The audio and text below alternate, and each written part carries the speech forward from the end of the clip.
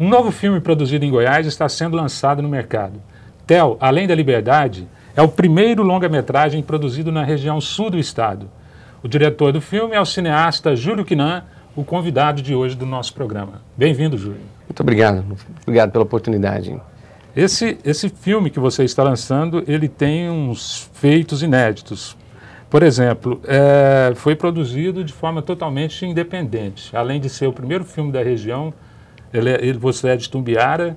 A partir de Tumbiara, você rodou o filme em Morrinhos? Sim. Isso a gente tem um... Se fosse contar toda a história do filme mesmo, a gente precisaria de uns 4 programas, né? Mas... Além de ser o primeiro longa, ele é feito de forma totalmente independente. Imagina o que é você fazer um filme, um longa-metragem. Agora, você imagina isso fora do eixo Rio e São Paulo e até fora da capital aqui, né, de Goiânia. Apesar da equipe que a gente trabalhou ser 50% de pessoas daqui, né, de profissionais que a gente levou daqui de Goiânia para lá. Atores, né, a gente tem um casting aí misto, vem gente de São Paulo, Rio de Janeiro, Goiânia, veio gente de Uberlândia.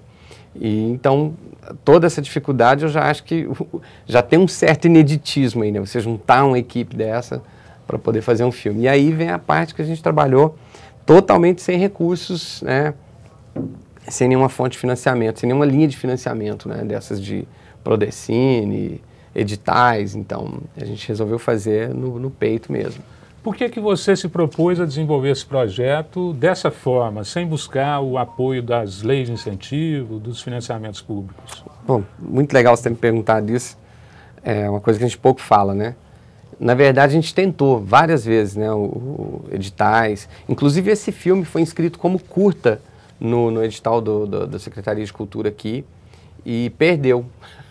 A gente não conseguiu passar o projeto.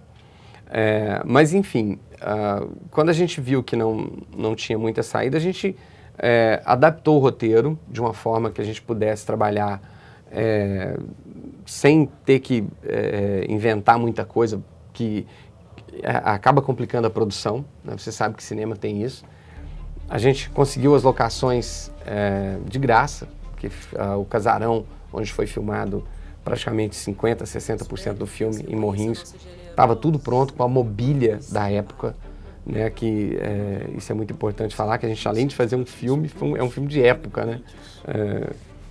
Tem esse agravante. Tem esse então, agravante ainda. E você vai ver que a gente manteve, assim, não tem anacronismos no filme, a gente manteve a época, né? Os carros a gente conseguiu em Morrinhos, então a decisão partiu porque a gente viu que a gente tinha tudo na mão e a parte que era talvez a mais complicada, que seria a equipe técnica, a gente também conseguiu montar essa equipe. Então, a gente falou, poxa, por que não fazer, né? É claro que, sem saber que era impossível, a gente foi lá e fez. A gente não tinha essa medida, né? Porque se fosse hoje, aí você não se proporia fazer mais eu consideraria muitas questões, com certeza. Porque produzir um longa em condições normais, com toda a estrutura, já é uma loucura. Sim, sim. Como que foi esse processo? Teve muito conflito devido às dificuldades, muitos problemas, brigas? Engraçado que foi uma das coisas mais legais, foi a parte mais fácil de fazer, foi a captação de cenas nos sets de filmagem. A equipe era extremamente coesa, todo mundo falava a mesma língua, a gente já no terceiro dia já estava, todo mundo já estava entendendo como é que um e o outro trabalhava. Tem uma função no cinema, que você deve saber, que é o platô, né? Que é aquela, geralmente uma pessoa responsável para cuidar dos sets e deixar tudo solucionar certinho. os problemas. Isso. Né? Todo mundo era platô no filme, na equipe. Então, até eu. Então, assim, quando a gente põe os créditos, lá é até engraçado, eu digo até que é um pouco vergonhoso para mim, porque meu nome está em todos os créditos, né? O diretor vai de cabo mesmo à direção. Porque mesmo. É quase impossível você fazer isso reduzindo um filme de baixo orçamento. O que a gente fez? A gente sobrecarregou algumas funções. A Tainara, por exemplo, que é daqui de Goiânia, que fez a parte de direção de arte, ela também foi para o platô, ela também foi para maquiagem de efeito. Enfim, todo mundo teve que abraçar muita coisa, né? O cara do áudio teve que segurar a rebatedora. Então, assim, teve tudo isso.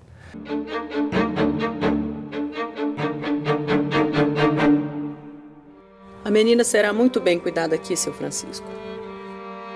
De que trata o filme? Essa história, ela é baseada em fatos reais. Ela é uma história que aconteceu nos anos 50, no final dos anos 50, quando o mundo, né, era... Esse será o seu quarto. O formato do mundo era bem diferente das questões sociais, né? Hoje havia muito mais discriminação contra as mulheres. E essa história de uma menina que é entregue em adoção, uma criança que é entregue em adoção para uma família rica e poderosa numa cidade do interior. E essa família rica e poderosa, na verdade, usa essas crianças que são adotadas como serviçais, né? Fazem o trabalho braçal da casa, o serviço pesado da casa. E essas meninas acabam sofrendo todo tipo de abuso, inclusive até abuso sexual por parte do senhor, né, da casa, do senhor Salgado, que a gente trocou os nomes aí para não ter nenhum problema. É baseada numa história real de onde? Essa história, ela estava bem debaixo do meu nariz, foi uma coisa assim até estranha, né, de falar. Eu cresci ouvindo essa história da minha mãe. Ela foi, a Tel é a minha mãe, a personagem principal. E a questão de ter colocado isso tudo no filme não foi nem por uma vaidade, não. É porque quando a gente apresentou o roteiro, quando eu fiz o argumento, na verdade, bem antes disso eu havia feito um conto baseado nessa história. Um conto, né, que eu sempre escrevo algumas crônicas para colocar no meu Face e tal. E aí teve uma repercussão muito grande. Eu achei legal e tal, mas aquilo ficou guardado. E era uma história, eu vi que era uma história muito forte, que tocava muitas pessoas e que tinha sempre alguém que falava, eu tive uma tia que passou por isso, minha mãe passou por isso, minha prima. Então sempre tinha, né, foi criando uma corrente. E de repente eu falei, caramba... Que é a história de antes, talvez isso ocorra ainda, na verdade, que é a história das famílias pobres, mais pobres... Isso. Darem uma criança para uma família mais abastada. Era muito comum, né, naquela época. E na esperança de que a criança tivesse uma vida melhor, e não era nada disso que acontecia, né? Os filhos das famílias eram criados, iam estudar fora, aquela coisa toda, e essas crianças eram usadas como empregados mesmo, como escravos mesmo, um trabalho escravo. E a minha mãe contava essa história, e ela teve a Maria, que é a outra menina, os únicos dois nomes mantidos originalmente na trama foi o da Tel, que é a minha mãe, e a Maria, né, que é até uma homenagem que a gente presta a essas pessoas. E a partir desse ponto que eu identifiquei que muitas pessoas se identificavam com essa história, eu resolvi fazer o roteiro do curta. Eu estava no final de um curso de roteiros aqui pelo Icumã, aqui em Goiânia, e aí eu apresentei para o meu instrutor na época, que era o final do curso, a gente tinha que apresentar um roteiro, e eu resolvi apresentar esse. E ele adorou o roteiro, e ele, o Thiago Dottori, eu devo muito a ele, ele falou, bom, isso aqui é um longa, né? Eu falei, não, isso é um curta, eu não tenho dinheiro para fazer um longa, eu estou ainda no processo. Não. E de maneira alguma você pode fazer um curta disso. E aí a ideia foi crescendo, né, de transformar aquilo num longa. Eu até, a equipe quando chegou em Morrinhos para filmar, era um curta. Ninguém sabia que era um longa. Que era um longa. Eu falei para o meu, até um dos meus produtores, assim, que foi meu assistente de direção também, o Neftali, eu falei para ele, olha, Neftali, a gente não vai falar para o pessoal que é um longa. Vamos estressar a equipe à toa e tal, e vamos fazendo... Né? Possivelmente você não conseguiria todo esse apoio não, se as vamos pessoas fazendo. soubessem. E aí, se a gente sentir que a gente está conseguindo, porque como a locação ela permite isso, que a gente só desloque de um lugar para o outro e passe a luz de uma maneira bem ágil, a gente consegue produzir mais cenas do que o necessário, às vezes, do que está na planilha. E aí, com isso, a gente ganha um tempo e a gente vai fazendo o que está previsto no roteiro. Se não der, é um curta. Legal. Mas se der, e de repente, como eu te falei antes da equipe, ser uma equipe muito coesa, que jogava muito assim, era uma orquestra mesmo, funcionando, uma engrenagem funcionando perfeitamente, eu tinha dia que estava programado para a gente gravar 7 sequências de cenas, a gente gravava 10, a gente chegou a gravar 14 cenas num dia. E sem perder a qualidade, né? Que uma das coisas que eu levei, de tudo que eu aprendi nos curtas e tudo, é você não chegar com ansiedade e pressa no set. Você fazer para ficar legal, para ficar bem feito, né? E foi isso. Então está explicado porque que todo mundo topou de cara fazer o filme, é porque ninguém sabia que era um longa. Né? Não, mas aí no meio do processo, o Coelho daqui, ele até, pô, um abraço pro Coelho se ele estiver vendo, a gente, ele era meu primeiro assistente, né? Não tem cena demais nesse curta, não. Eu tô achando que tem muita cena nesse curta. Eu falei, vamos embora, Coelho, vamos embora, não fala nada. Vamos embora, vamos trabalhar. Mas aí no meio, assim, quando o pessoal, a gente fez uma reunião, gente, eu quero dizer para vocês que a gente está rodando um longa. E foi uma festa.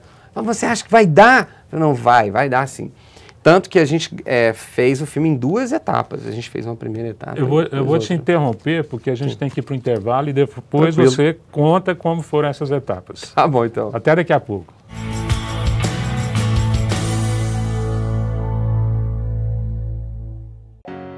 Programa Goiás na Frente. E na saúde, como é que vai ser? Vai ter investimento? Goiás já conta com uma moderna rede de hospitais estaduais de excelência como o Hugo, o CRER e o UGOL, aprovados por mais de 90% de quem usa. Agora, com o novo programa Goiás na Frente, essa rede será ampliada e concluída, com a retomada das obras dos hospitais de Águas Lindas, Santo Antônio do Descoberto e Uruaçu. Os recursos já se encontram à disposição e serão investidos imediatamente. Para diminuir as filas de exames e acelerar o diagnóstico, também serão construídas 6 novas AMEs, em diferentes regiões do estado. E para completar a rede de assistência a dependentes químicos, serão construídos 2 novos CREDECs, em Quirinópolis e Goianésia. Goiás, inovação que cuida das pessoas.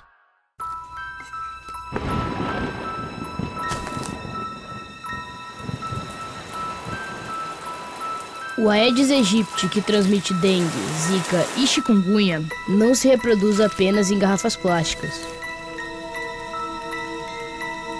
Ele também pode aparecer em lugares onde você menos imagina.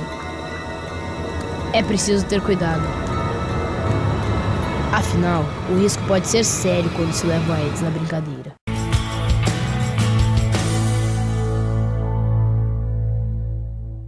Estamos entrevistando o cineasta Júlio Quinã, que vai lançar em breve o filme Theo, Além da Liberdade. Júlio, continuando então, o filme foi feito em 2 etapas. Quais foram mesmo essas etapas? Bom, a gente teve a primeira etapa, né, como eu falei, que a gente gravou as cenas e deixando as lacunas, os buracos no caso, para a gente inserir um personagem importante na trama, que a gente tinha interesse de trazer um ator com um pouco mais de peso para dar uma segurada, um peso, né, uma moral, né, para a trama, um crédito a mais para a trama, para o filme. E então a gente deixou essas lacunas para serem preenchidas depois. Mas de um jeito que, se não tivesse como trazer esse ator, o filme seria montado normal, ninguém ia perceber isso. É possível fazer isso, o cinema te permite fazer isso, né? É claro que aí você tem que fazer o que a gente chama de pick-ups, né? Gravar cenas para poder aquilo criar uma sequência. E a gente começou a entrar em contato com alguns atores. Na verdade, a gente entrou primeiro com o Jackson Antunes, que está no filme. Mas ele estava gravando a novela e não podia, não tinha agenda. Então a gente começou a procurar outros atores, né? Inclusive a gente até recorreu aqui ao Alberto Araújo, que fez um filme maravilhoso, que é o Vazio Coração, e que tinha um conhecimento assim com muita gente. E a gente começou a ir atrás desses atores, entrar em contato, mas nenhum rolava. A gente tentou o Tonico Pereira, a gente tentou o Otton Bastos, e de repente o Jackson liga, retornando a nossa, depois de algum tempo, olha, aquele papel ainda está de pé, ainda está vago, está demais. E aí ele falou, então beleza, bora, vamos fazer. Terminou a novela, então calhou assim que foi tudo certinho. Era o ator que a gente queria, né? Desde o início já era o ator que a gente já tinha aquela sinergia, empatia, e deu certo. É por riba da nossa covardia, doutor, que o mal brota. Cresce feito mato grande. E aí, doutor? Nós somos culpado ou inocente nessa história? Quem é que vai fazer justiça primeiro? Os homens ou Deus? Ele adorou o personagem, a gente mandou o que tinha gravado já para ele dar uma olhada, para ele ver se não estava entrando numa roubada, né? Ele olhou e falou, não, tá maravilhoso, o filme tá bonito, tô dentro. E aí ele veio, e aí a gente fez essa segunda etapa do filme. Mas voltamos para Morrinhos com a mesma equipe, e aí que tem um barato, né, cara, que foram, acho que 4 meses depois, se eu não estiver enganado, o Lucas aí me recorda, a gente manter a mesma fotografia, né, a mesma luz, a mesma, né, cenas que foram gravadas num ambiente ficarem exatamente, né, na mesma temperatura. É claro que hoje você tem recursos na ilha de edição para poder equilibrar isso, mas foi muito importante que isso já saísse o máximo pronto, né, do set, e a gente conseguiu. E como que foi esse processo de convivência do elenco? Porque aí você tinha ator profissional, como o Jackson Antunes, acostumado com as novelas da Rede Globo, com a estrutura profissional, com atores profissionais, e tinha atores amadores também, possivelmente atores que estavam fazendo o primeiro filme, não é verdade? A gente contou com um cast aí, 50% eram profissionais, né? O caso do Roberto Garcia Marques, a Elaine Crisan, o Alessandro Ramos, o Roberto inclusive está em várias novelas da Globo também, ele hoje é um cara assim, mais recluso, gosta de tranquilidade, mora em Uberlândia, mas ele viveu essa correria de ser um ator no Rio de Janeiro e tal. O Alessandro Ramos, que está no filme Bingo, O Rei das Manhãs, né, que é um filme baseado na história de um palhaço que teve aqui no Brasil também, e que é um baita ator e um baita de um amigo. Seriam mais se não fosse o caso do Scott Sherman, que não pôde vir, né, que ele ia fazer o papel do delegado e que foi brilhantemente substituído pelo meu amigo Zé Ronaldo, né, que está aqui me acompanhando. Ele foi para fazer uma figuração e aí eu falei, poxa, né, como é que eu faço aqui agora? O ator não vem. E aí você tem que tomar uma decisão rápida, né? Eu falei, Ronaldo... Muitos grandes atores surgiram assim, né? Por acaso. É o caso do estavam Ronaldo. Lá no set, na hora certa. É o caso do Zé Ronaldo. E depois continuaram, né? Isso. Mas enfim, e a gente teve uma grata surpresa também. Uma das atrizes, que era uma profissional que ia fazer o papel da Maria, ela também não pôde, por algum motivo, agora não me lembro o que é exatamente, ela não pôde gravar, e assim, na semana da gente ir para Morrinhos, né, para começar as gravações, ela simplesmente não podia ir. Ela parece que estava envolvida num outro trabalho e tal, e a agenda dela não bateu. Porque era tudo meio incipiente, era uma produção de um curta, então não tinha tanto rigor, né, assim, mas de repente mudou, as coisas mudaram. E aí a gente começou a abrir os testes novamente há 2 dias para as filmagens, para o papel da Maria.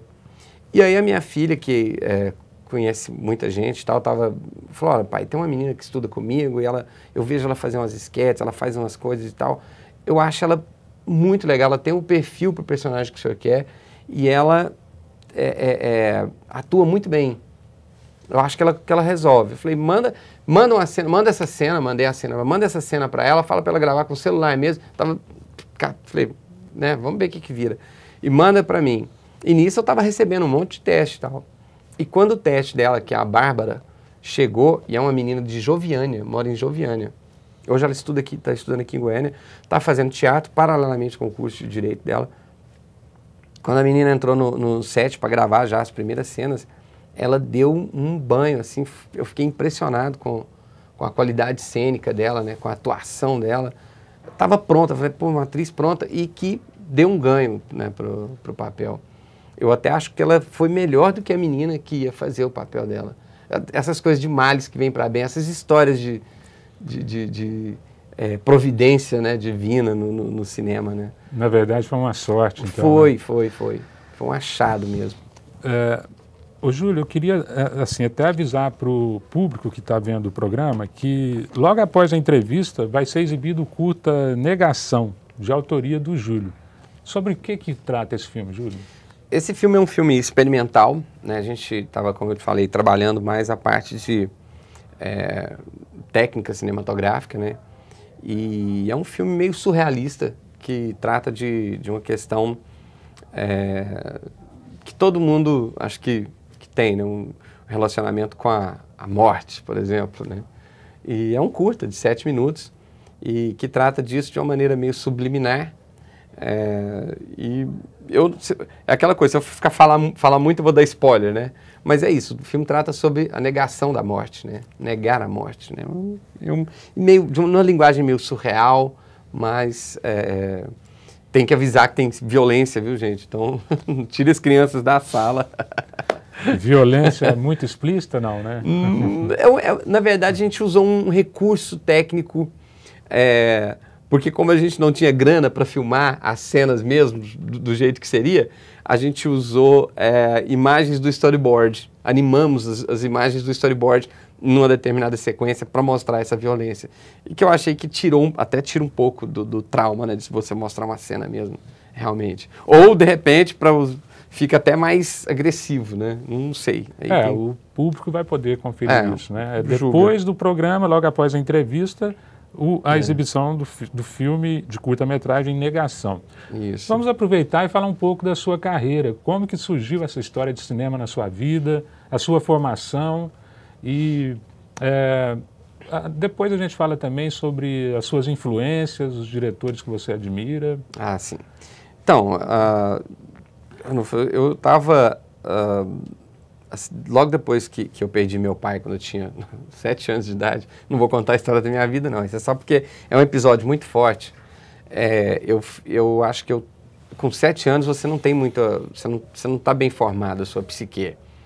E um tio meu, para me distrair, né, porque vendo aquele menino triste e tal, me levou para o cinema para assistir um filme chamado... Na época era o Menino da Porteira, com o Sérgio Reis. Agora eu não me lembro, depois você dá uma pesquisada aí para mim, eu sempre esqueço o nome do diretor. Eu sempre prometo que não vou esquecer o nome do diretor e acabo esquecendo. Isso foi lá em Itumbiara? Não, isso foi em Centralina. Centralina. Minas Gerais, na divisa. Uma cidadezinha próxima de Itumbiara, né, logo depois da divisa. Você é de Centralina e foi para Itumbiara? Não, a história é assim. Eu nasci em Itumbiara, com a minha família toda morando em Centralina, mas foi uma ocasião do destino.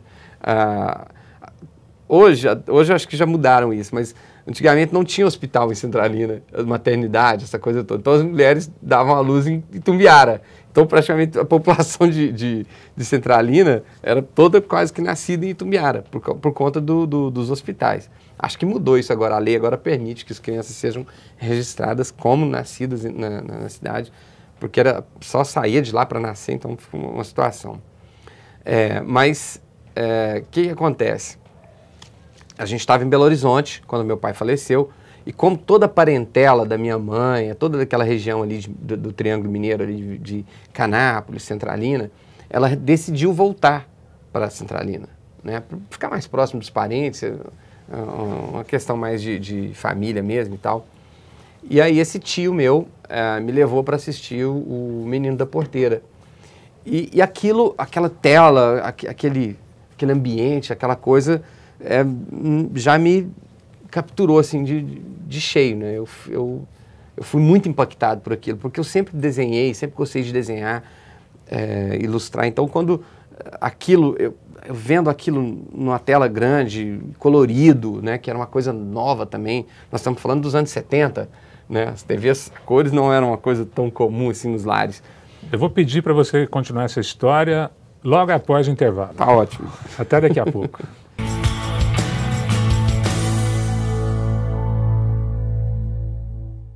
Você fica constrangido quando encontra uma pessoa com deficiência? Então, está na hora de mudar. Deficiência não é doença e essas dicas são para você. Ao encontrar uma pessoa cega, toque em seu braço e se apresente antes de começar a conversa. Para caminhar, coloque a mão da pessoa cega no seu ombro ou no cotovelo dobrado. Deixe que ela acompanhe o seu corpo e avise com antecedência sobre a existência de barreiras. Nunca faça carinho ou dê alimentos ao cão-guia. Ele está trabalhando para o cego e não pode ser distraído. O cão-guia também pode entrar em qualquer ambiente público. É um direito garantido por lei. Cidadania é saber conviver com as diferenças.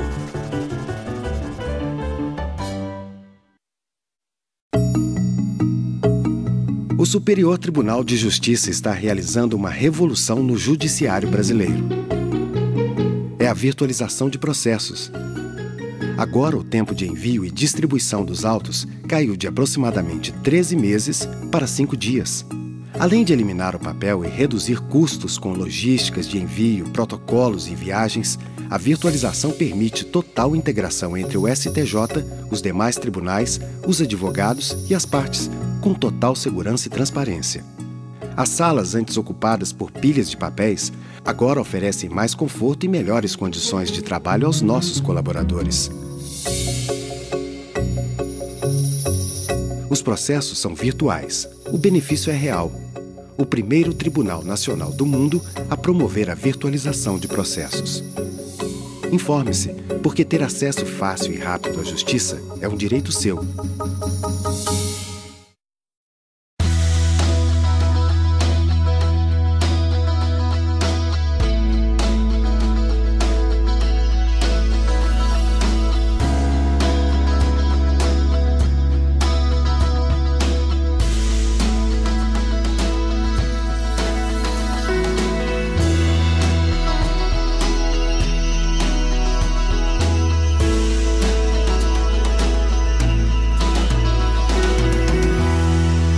TV Assembleia. Informação com credibilidade.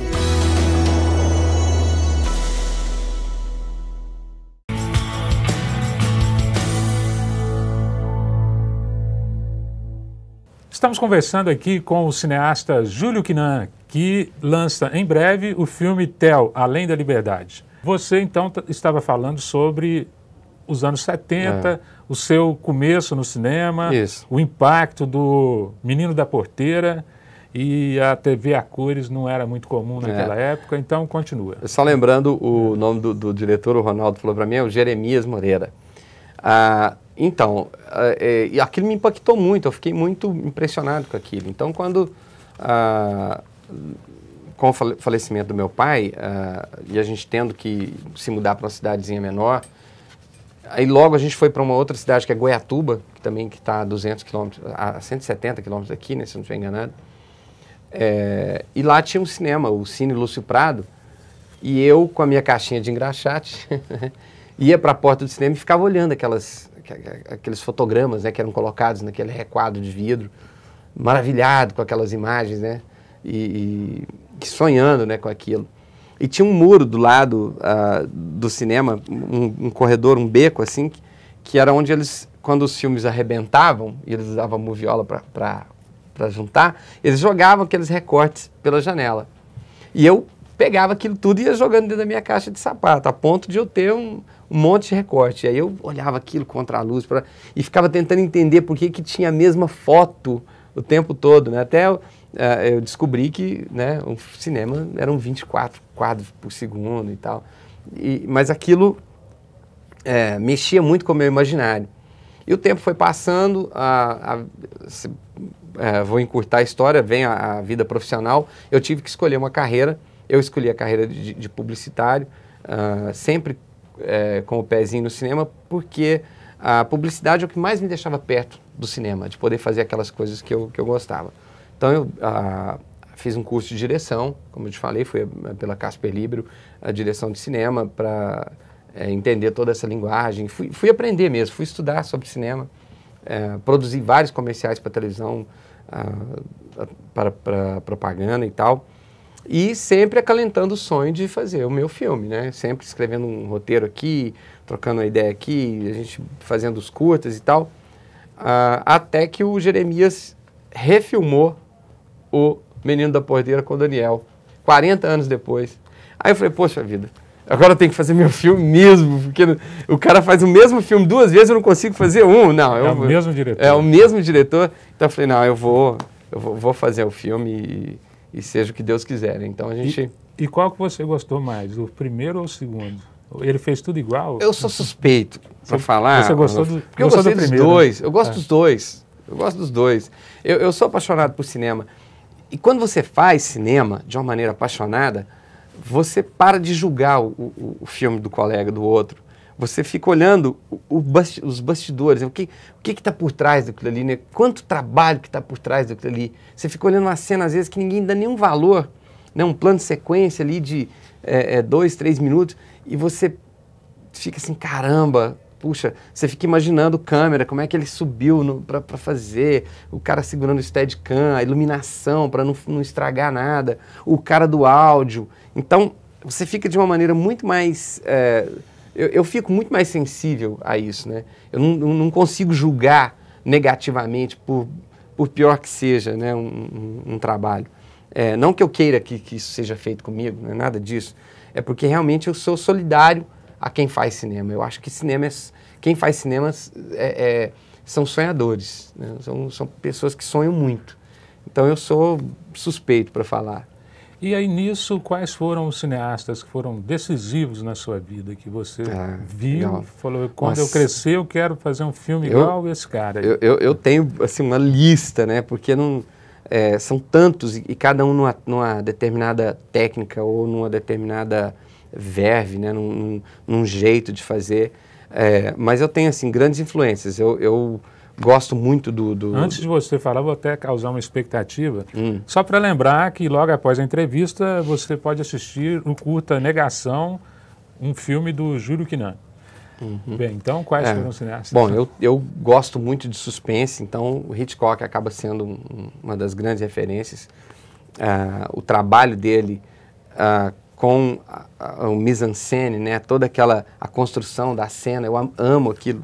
Ver aqueles planos de sequências que ele fazia, né, que eram maravilhosos, que não tinha o aparato digital que se tem hoje, que você pode ficar horas filmando. Ele tinha que usar rolo, e um rolo tinha 5 minutos, às vezes. Então, e ele emendava aquilo tudo de uma maneira que você não vê o corte, né? Quem estuda cinema sabe o que eu estou falando. Então, isso eu gosto muito. Bergman, né, que fez coisas maravilhosas também. E aí você vem pegando a nova geração, Scorsese. Uma coisa muito recente, Coppola fazendo aqueles filmes pequenos parecerem grandes, né? Baratos parecerem caros, né? E aí, por fim, não tem como você não falar de Tarantino, né? Robert Rodrigues, mas pelo fato e aí a gente estuda eles no âmbito de fazer, né, de quebrar esse paradigma do cinema impossível. Eles mostram um cinema possível, né? Você vê que, com raríssimas exceções, eles recorrem a efeitos especiais mirabolantes, né, para poder contar uma história. E assim, agora aqui vai me dar um pouco de branco, mas eu tenho assim, David Fincher, cara, o que falar, né, de Seven, por exemplo, né? Esse menino que foi um engraxate se tornou um cineasta e também um escritor. Além da Liberdade, virou também um livro, né? Sim. Isso aqui ele é derivado... É uma adaptação do roteiro. Exatamente. É um caminho contrário, né? O pessoal geralmente pega o livro e faz o roteiro, né? Faz o filme. Não, a gente, depois que o filme estava pronto, eu já tinha sugerido para o Miguel da gente fazer esse livro muito antes. E aí ele por outros trabalhos, a gente deu um tempo, e aí, depois que estava tudo pronto, a gente conseguiu fazer um livro, né, contando a história. Primeiro, eu preciso dizer que eu não sou escritor, eu escrevo roteiros, né? O roteiro é aquela coisa, ele subiu a escada, abriu a porta, né? No livro, não. Porque você disse que você já escreveu umas crônicas que você publica. Sim, eu gosto muito de escrever essas coisas assim, curtinhas e tal. Mas, por força da necessidade, imagina você fazer cinema no interior, você não tem quem escreve roteiros. Então, eu tive que aprender a escrever roteiro, fiz vários cursos para isso, para poder entender a linguagem. Estudei a linguagem de roteiro para poder fazer a coisa certa, fazer a coisa direito, né? E aí, eu passei esse roteiro para o Miguel e falei, Miguel, dá para fazer um livro aí? A partir daí, não, dá, beleza. E a gente foi trocando ideias a 4 mãos, ele ia me mandando alguma coisa, eu sugeria outras, e a gente conseguiu chegar numa adaptação do roteiro que eu achei muito plausível, muito, muito legal mesmo. Quem estiver interessado, encontra o livro onde? Dia 4 em Morrinhos, né? Dia 4 de novembro. Dia 10 em Itumbiara, no Teatro Maria Pires Pirillo. E dia 14 aqui em Goiânia, no Cine Ouro. Então a gente vai estar com o livro nesses lançamentos. Porque a gente acabou fazendo poucas unidades do livro, só para poder atender essa demanda. Né? Portas abertas aqui em Goiânia, tá, gente? Entrada franca. Ô, Júlio, agora eu queria que você falasse quais foram os filmes definitivos na sua vida que você recomendaria para o telespectador, para o internauta, aquele filme que a pessoa realmente, na sua opinião, não deve perder. Para você escolher poucos assim e falar rapidamente, eu começaria assim com Cinema Paradiso, por identificação mesmo, por total identificação com o personagem e tudo. Eu me via muito naquilo. Depois que eu conheci o filme, eu me vi muito. ET. Eu estou falando porque você indica ET, assim, indico ET. Eu acho um filme, né? Central do Brasil, que eu acho um filme extremamente tocante, um filme nacional que chegou, quase levou o Oscar, né? Seven, que é um filme que eu te falei aqui que eu amo, assim, que eu adoro, que é um filme que tem todos os elementos de uma trama de suspense bem feita. E aí uma coisa mais leve também, para relaxar, para ficar tranquilo, Perfume de Mulher, com a interpretação maravilhosa do Al Pacino, que é um filme bem água com açúcar, né? Mas que é um filme extremamente tocante, comovente e que leva uma mensagem legal e que levou o Oscar também, né? Muito bem, ficam então as indicações do cineasta Júlio Quinã. Muito obrigado pela presença. Eu que agradeço. E você fica agora com o curta Negação, do Júlio Quinã. Até o próximo programa.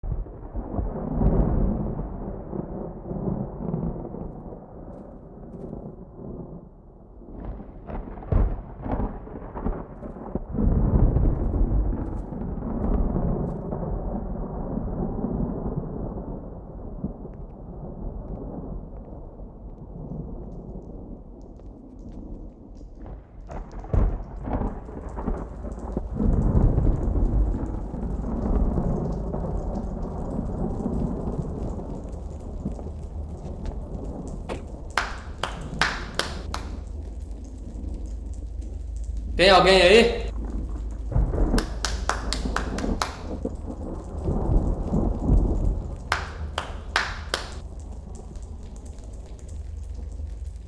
Tem alguém aí? Oh! Alguém aí, por favor?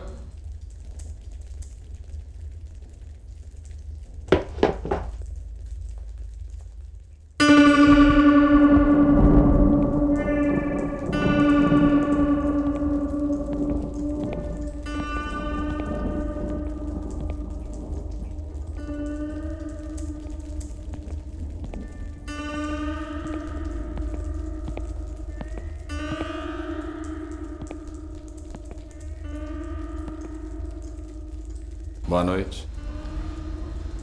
Boa noite. Dá um quarto, por favor. Assim? Quanto tempo o senhor deseja ficar? 1, 2 noites, sei lá, isso importa? Bom, é que o senhor vai ficar num quarto ao lado de um hóspede um tanto quanto barulhento. Ele está passando por alguns problemas pessoais, assim como o senhor. Como assim? O que o senhor sabe da minha vida? Não leve a mal, rapaz. Mas é que eu tô aqui há tanto tempo que eu sei o que as pessoas sentem pelo olhar O senhor está passando por alguns problemas pessoais. Isso não é da minha conta. Apenas deduzir. Afinal de contas, por que o senhor entraria aqui? Tá bom, eu fico com o quarto. Certo? Aqui tá a sua chave. O senhor não vai fazer nenhum registro, não quer saber nem meu nome? Meu filho, é como eu te disse. Tô aqui há muito tempo. Não precisamos de certas formalidades. Até porque você não tem cara de quem vai nos dar o cano. E a fiscalização? Eles não exigem um registro dos hóspedes? Aqui? Aqui não. Não, meu filho. Eles não nos fiscalizam há anos.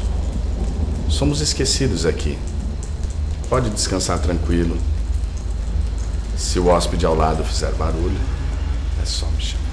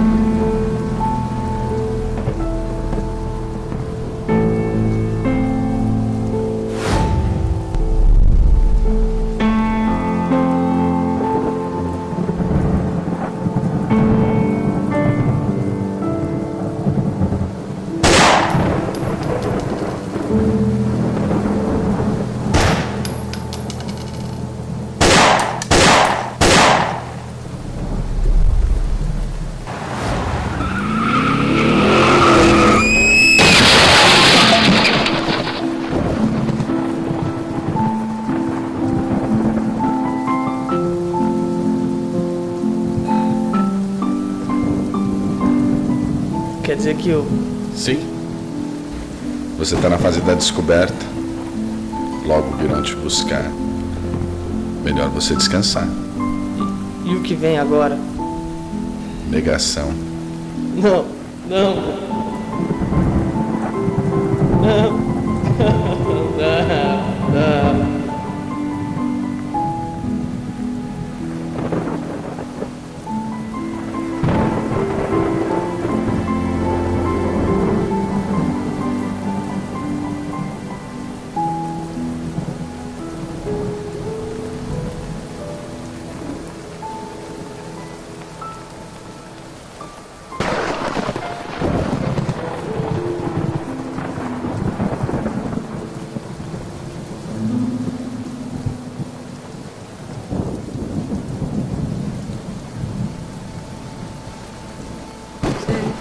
você. Wake up, não para de sonhar. Wake up, e especular. Wake up, sempre quis mais. Wake up, amor da fé. Vai por mim. Wake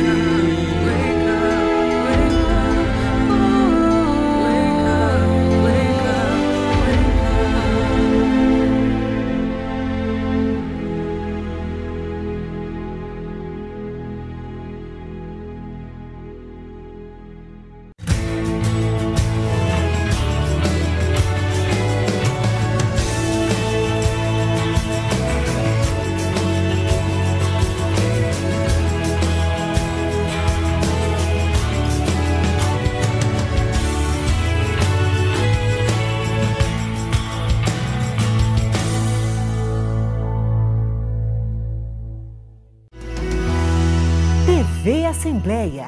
Informação com credibilidade.